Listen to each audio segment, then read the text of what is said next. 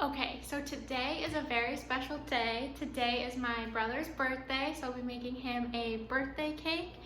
But what's ironic is, for any of you who know my brother know that he doesn't really eat sugar. So the birthday cake is essentially for me and his girlfriend to test, but the thought is still there. So the cake I will be making is a apple and olive oil cake with a maple cream cheese frosting.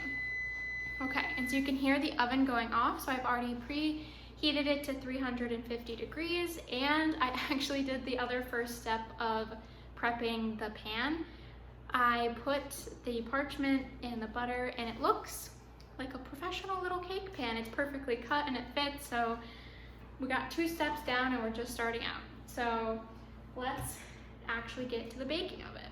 First, you need to put raisins and water in a medium saucepan and then simmer on low heat until all the water has been absorbed. Okay?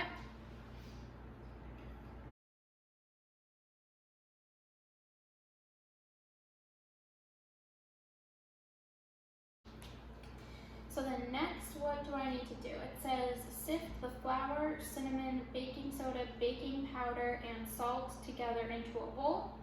Okay, so I did what I did for the last cake I made, and I actually pre-measured everything out so it's all in a good spot. Now I'm just going to combine all of the dry ingredients.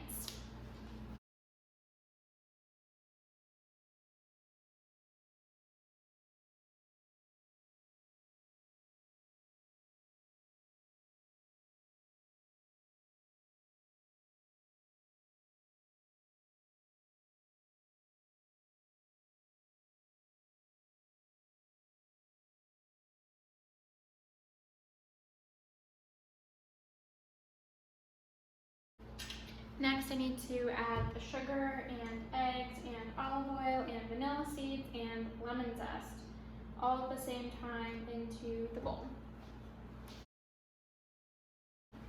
So it's a cup of granulated sugar,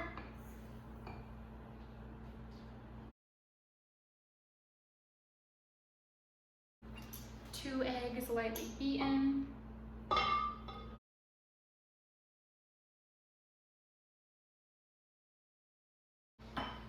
2/3 of a cup of olive oil,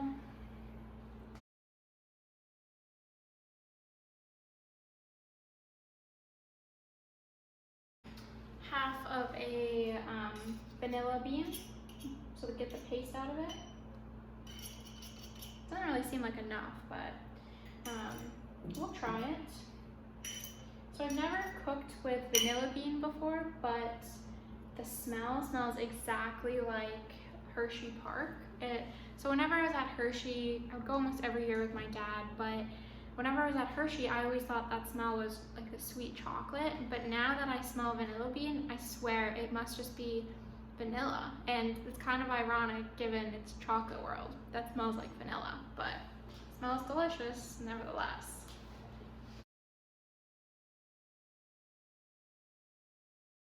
I'm just gonna reread the step to make sure I'm not forgetting anything before I start combining. If anyone knows me, I'm bound to forget a step along the way, which is fine. That's why we reread the recipe.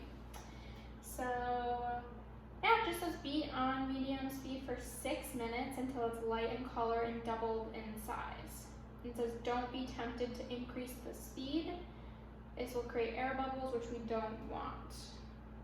Okay. 6 minutes, here we go.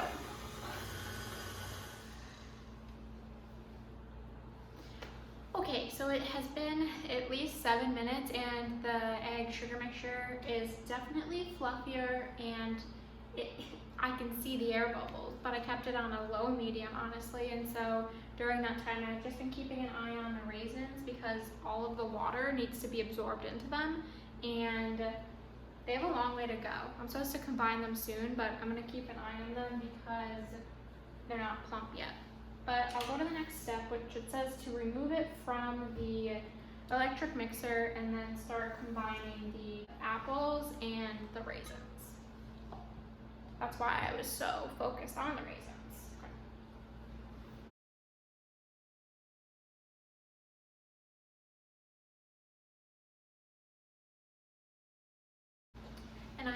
3 small apples. It says 3 large apples, but I stuck with 3 small ones because that's all I could find. So I'm gonna fold them in.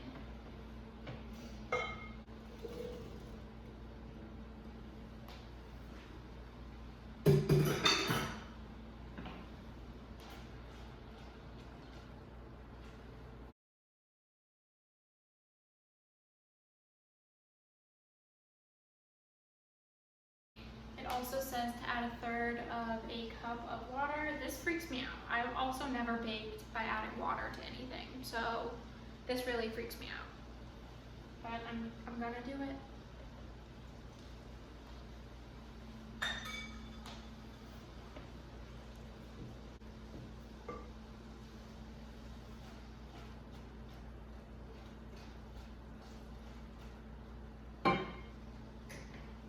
So the raisins are essentially done.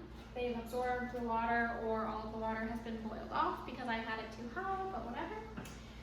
Now it says to add it in, but they're like scalding hot, so just have to be careful. They're also supposed to be yellow raisins. I couldn't find yellow raisins, so they are just regular raisins.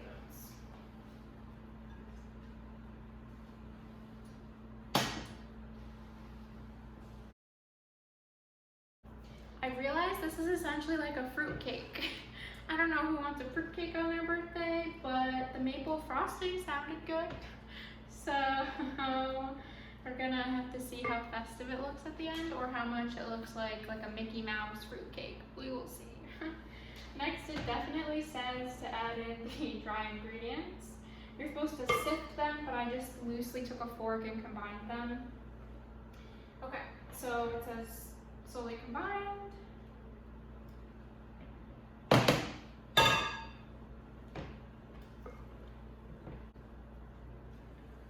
Okay, I just barely combined it.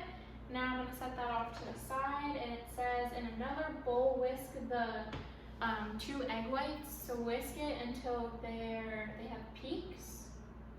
It says you could do it by hand.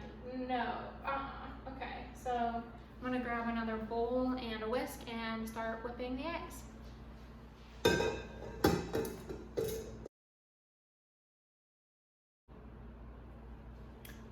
Okay, so I actually think this has formed a soft peak. I was really debating what a soft peak would look like, but can you see?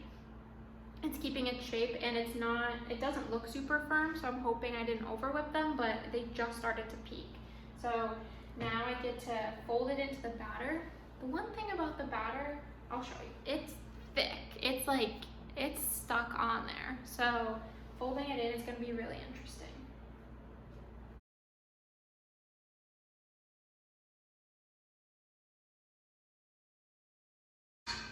Here, I'll see if you can get it better. Yeah, see, soft peaks. Wow, this is fun. I've never done that before. That's cool. Okay, so fold it in thoroughly, but don't lose its peak. Seems like a backwards direction.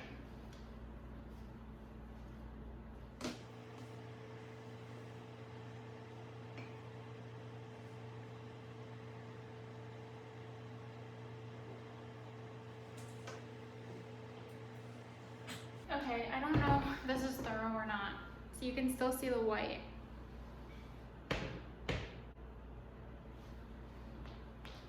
I'm gonna give it another mix.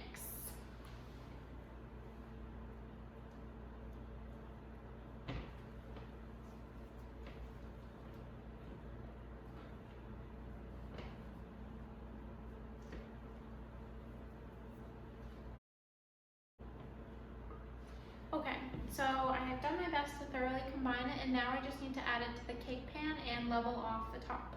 So unfortunately, I still don't have a 9-inch cake pan, so I'll be using an 8-inch cake pan, which makes me nervous because it makes the cooking time very different. But we're just gonna have to go with it. So in the pan she goes. Also, before you watch me struggle put this in the pan, this is heavy. It's a huge batter, so please don't laugh for those just a heavy bowl.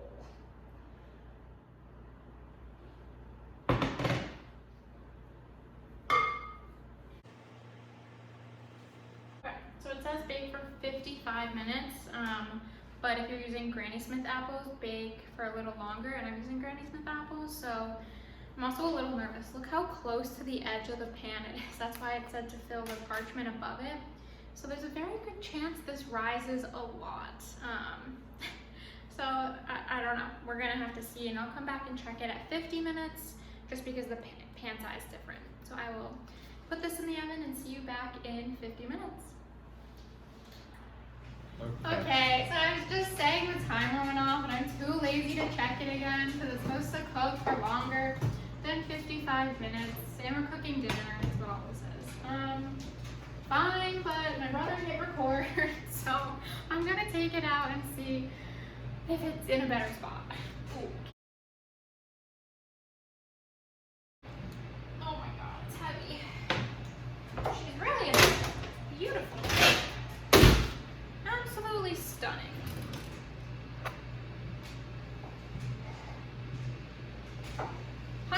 Not cooked yet. You can see still a lot of dough. So I'm gonna give it another 5 minutes and come back and check it because it's a thicker pan, so it probably needs to cook for longer.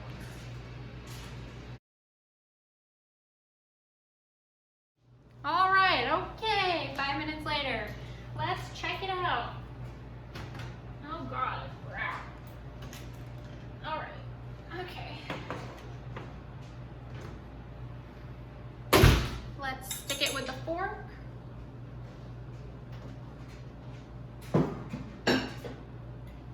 Hey, there you go, look, okay. So barely anything left, and I'm gonna leave it at that because undercooked is always better, but I do have to cut it in half, and this is gonna sit for like an hour and like continue to cook. So I'm gonna say that's baked. Make sure you can see it. There you go. So then I'm gonna come back after we have dinner and make the frosting because the cake needs to cool. So I will see you in an hour. Okay, so 2 hours later, but one delicious meal later, we are back and going to be cutting and frosting the cake. It's been a hot minute since I frosted a cake. I think I've only done it once before. So what I need to do is cut the cake in half and then frost the middle and then the top, but I guess I should make the frosting first. And while we were cleaning up from dinner, I combined the butter, brown sugar, and maple syrup. So now I'm just gonna beat that together and then I will add the cream cheese after. So.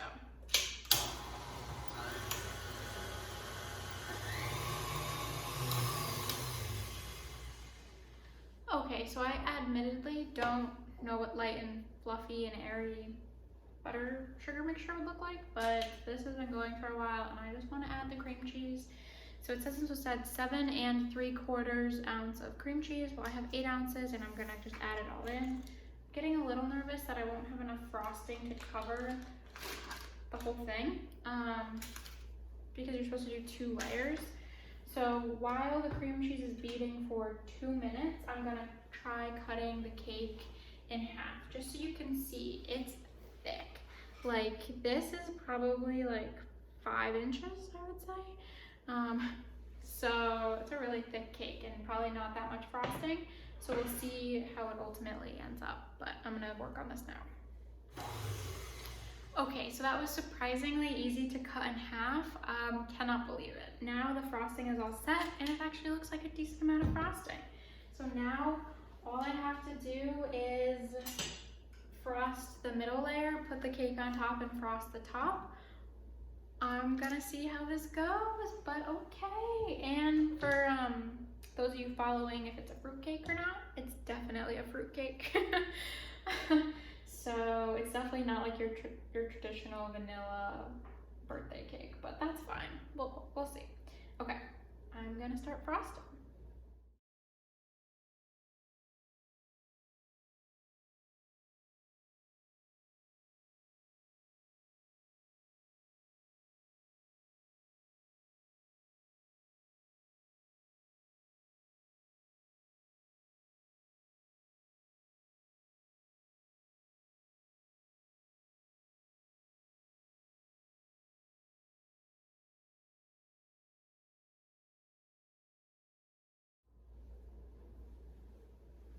looks pretty gosh darn tasty to me. I'm hesitant to do anything to it.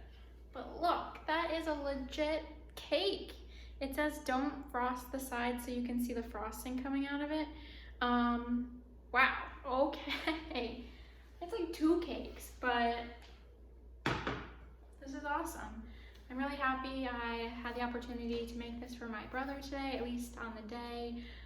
But now I think it is finally time to cut into it and try it. So I will see you next time.